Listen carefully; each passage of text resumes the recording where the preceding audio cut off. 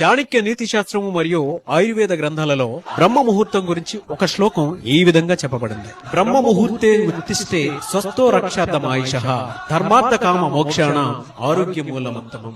ఈ శ్లోక అర్థ వివరణ ఏ విధంగా చెప్పబడింది అనంటే, బ్రహ్మ ముహూర్తంలో మనం లేవటం వలన మన ఆరోగ్యాన్ని ఆయుష్ని పెంచుతుంది. మన ఆరోగ్యం ఎప్పుడైతే బాగుంటుందో ధర్మము అర్థము కామము మోక్షము ఎప్పటికీ సాధ్యం అవుతూనే ఉంటాయి అని చెప్పబడింది.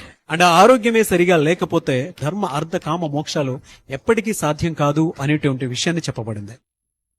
ఈ ఎంటైర్ శ్లోక అర్థ వివరణ ఏ విధంగా ఉంది అనంటే, బ్రహ్మ ముహూర్తం, బ్రహ్మ అనంటే సృష్టికర్త, ముహూర్తము అనంటే శుభ సమయము. ప్రకృతిలో సృష్టి శక్తి వృద్ధి చెందే ఆధ్యాత్మికత పెరిగి మన జీవితంలో ప్రశాంతంగా ఉండేటువంటి సమయాన్నే బ్రహ్మ ముహూర్తంగా చెప్పబడింది. ఇది సుమారు ఉదయం 3:45 నుంచి 5:30 వరకు ఉంటుంది. ఆ సమయంలో ధ్యానం చేసిన, జపం చేసిన, విద్యాభ్యాసం చేసిన, యోగా చేసిన మన జీవితంలో సత్ఫలితాలను ఇస్తోంది. అంతేకాదు ఆ సమయంలో వాతావరణంలో మంచి ఆక్సిజన్ అంది మనకి మంచి ఆరోగ్యాన్ని కూడా ఇస్తుంది.